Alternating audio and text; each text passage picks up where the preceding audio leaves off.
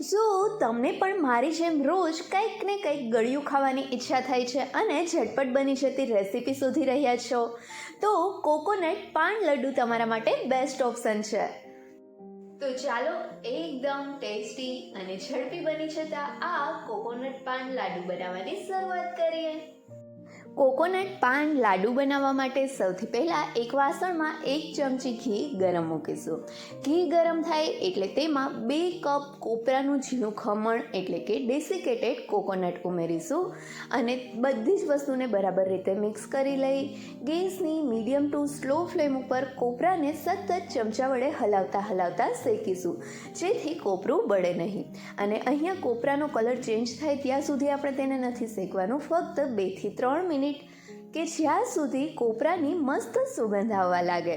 થોડી વારમાં જ કોપરાની મસ્ત સુગંધ આવવા લાગી છે તો હવે તેમાં પહેલાં અડધો કપ દૂધ ઉમેરી તેને કોપરામાં સરસથી મિક્સ કરીશું અને પછી તરત જ ફરીથી અડધો કપ દૂધ ઉમેરીશું. અને અહીંયા મેં બીજો અડધો કપ દૂધ ઉમેર્યો ત્યારે વિડીયો બંધ થઈ ગયો હતો એટલે કે મેં અહીંયા ટોટલ 1 કપ દૂધ ઉમેર્યું છે. દૂધ નાળિયેરમાં બરાબર રીતે મિક્સ થઈ જાય ત્યાર પછી આપણે અહીંયા પાન કોકોનટ લડ્ડુ બનાવવા માટે તેમાં પાન સોટનું સિરપ ઉમેરીશું. અહીંયા મેં એમઆઈ ઝેસ્ટનું પાન સિરપ લીધું છે. આ સિરપ 1/4 કપ જેટલું ઉમેરી દઈશું. આ 500 સિરપની જગ્યાએ તમે 5 થી 7 નાગરવેલના પાનને ક્રશ કરીને પણ એડ કરી શકો છો.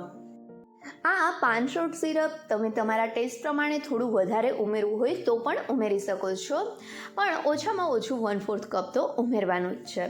ત્યાર પછી હવે તેની સાથે જ તેમાં 1/4 કપ મિલ્ક પાવડર ઉમેરીશું. અહીંયા મિલ્ક પાવડરનું પ્રમાણ તમે 1/4 કપથી અડધા કપ સુધી લઈ શકો છો અને તેની સાથે જ 1 થી 2 ટેબલ સ્પૂન જેટલો ગુલકંદ ઉમેરીશું. અને હવે બધી જ વસ્તુને બરાબર રીતે મિક્સ કરી લઈ આ લાડુ માટેના મિક્સચરને પકાવીશું. આ મિક્સચરને આપણે ત્યાં સુધી પકાવવાનું છે કે મિક્સચરમાંથી તેલ છૂટું પડવા લાગે, એટલે કે આ મિક્સચર કડાઈનું તળિયું છોડવા લાગે અને થોડું થીક થઈ જાય. તો સતત ચમચા વડે હલાવતા જ આપણે આ મિક્સચરને પકાવીશું. થોડી વારમાં જ અહીંયા જોઈ શકાય છે કે આ મિક્સચર મસ્ત થીક થઈ ગયું છે અને તેને આપણે જ્યારે ચમચા વડે હલાવ્યા ને ત્યારે જોઈ શકાય છે કે તે ધીમે ધીમે કડાઈનું તળિયું પણ છોડવા લાગ્યું છે. એનો મતલબ છે કે તેમાંથી ઘી છૂટું પડવા લાગ્યું છે અને આપણું આ મિક્સચર લાડુ બનાવવા માટે તૈયાર છે. તો હવે ગેસની ફ્લેમ બંધ કરી દઈશું અને આ મિક્સચરને થોડું ઠંડુ થવા દઈશું. મિક્સચર હાથમાં લઈ શકાય તેટલું ઠંડુ થાય ત્યાર પછી અહીંયા જોઈ શકાય છે કે તે ઠંડુ થવાના લીધે થોડું વધારે થીક થઈ ગયું છે. તો હવે હાથને થોડા ઘીવાળા કરી લઈશું અને ત્યાર પછી હાથમાં થોડું મિક્સચર લઈને તેને આ રીતે ગોળ ગોળ લાડુનો શેપ આપીશું. લાડુ બનાવવાની જગ્યાએ તમે કોઈ પણ પ્લેટમાં ઘી લગાવીને પાથરીને પાન બરફી પણ તૈયાર કરી શકો છો. અને હવે આ તૈયાર થયેલા લાડુને કોપરાના ખમણથી કોટ કરી લઈશું અને આપણા આ પાન કોકોનટ લાડુ તૈયાર છે. તો હવે આ જ રીતે બધા જ કોકોનટ પાન લડ્ડુ તૈયાર કરી લઈશું. બધા લાડુ તૈયાર થઈ જાય ત્યાર પછી આ લાડુને આપણે કોઈ પણ સર્વિંગ પ્લેટમાં લઈને સર્વ કરી શકીએ છીએ.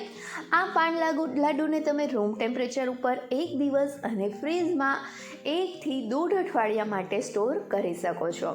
આ લાડુ ફ્રીઝમાં રાખીને ઠંડા કરીને ખાવાની ખૂબ જ મજા પડે છે.